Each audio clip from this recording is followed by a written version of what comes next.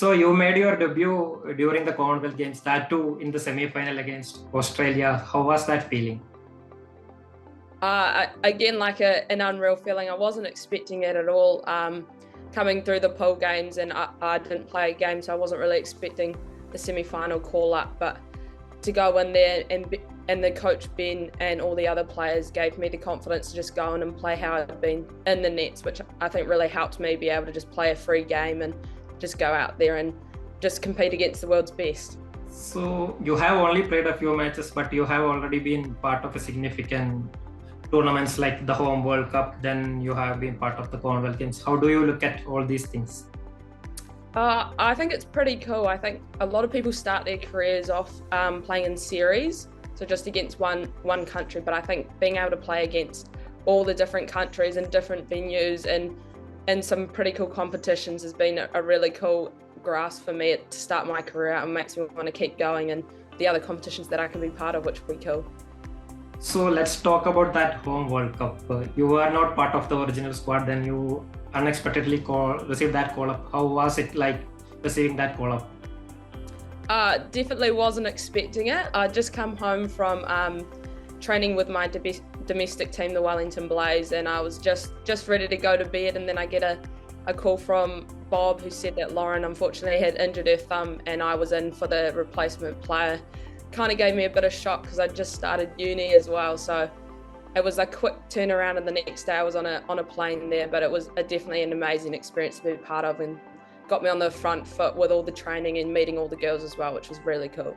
Part of the squad, you didn't get to play in any of the matches, and New Zealand had an unfortunate exit in the group stages. So how do you look at the whole campaign? I think for me it was a major learning experience, even though I didn't get to play on the pitch. I think just being around the group and seeing how they go about their trainings and on game day, and the resilience they had against when they came up some hard losses, they kept going in the next game, and being able to talk to those senior players like Sophie and Susie and Amy and then they really have helped my career at this point and gave me the confidence to keep doing what I've been doing.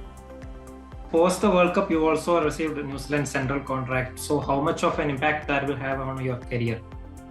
Oh, definitely. I think now to know that it's a definite career path that people can take, I think is really going to help me put a lot of effort into it and see it as a way to go for the next few years. Obviously, still trying to have something on the other side, so I have something if that doesn't work out. But I think definitely being able to fully commit more into my trainings and stuff is going to really help me improve in the future.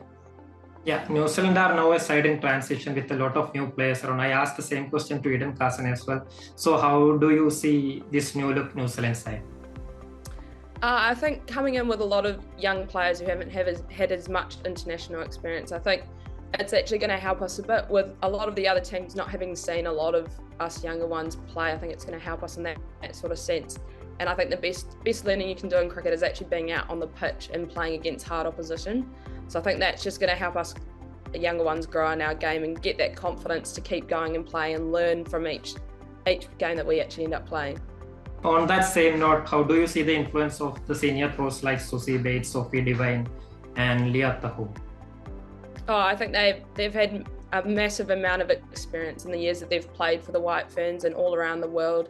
And I think they're just so open to talk with and being able to have conversations with them and how they think you should be going, what they've found in other places, I think has really helped, especially my batting, like conditions wise here in the West Indies. They've had a bit of experience there, so being able to work on that in training and adapt my game for that sort of condition based stuff.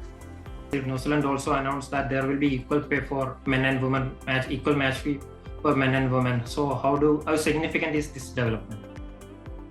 Oh, major for the women's game. I think cricket, we're really lucky to have had this and the support that New Zealand cricket has given us for this. Not many other sports get that sort of recognition, so I think it's just going to develop the game so much more, and we're going to have so many more younger girls coming through and wanting to play and knowing that this is a career for them. So I think it's going to be major to keep people in the game and also have more people come into it. Talk about your cricketing journey. How did you take up cricket? What was the beginnings like?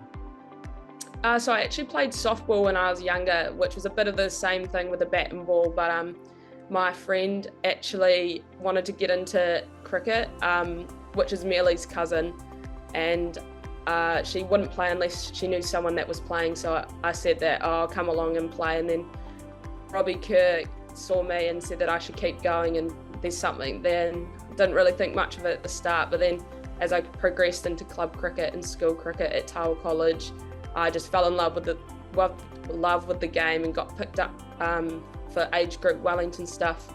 And then eventually the Blaze, which was a really cool environment to be in, and learnt a lot with all those older ones in there like Jess and Mealy and Maddie and Sophie. So yeah, learnt a lot on there, and then got selected for some of the under 19 New Zealand stuff. So just all went together, and when I could see that there was a pathway there, I just really went for it and really committed myself to cricket.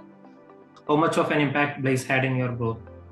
Oh, majorly. I think the professionalism that the Wellington Blaze has around their whole structure, the way that they train, the way that they condition themselves, and obviously having those players that have played in the White Ferns for a long time, I think it's just made the team quite professional in the way we go about things. So I think it made the transition between domestic and White Ferns in the training sort of sense a lot easier, because I've been through that with the Blaze, and the amount that support that Cricket Wellington puts into their players is unreal. So I think being in that environment has really helped me get in when I'm in the White Ferns now.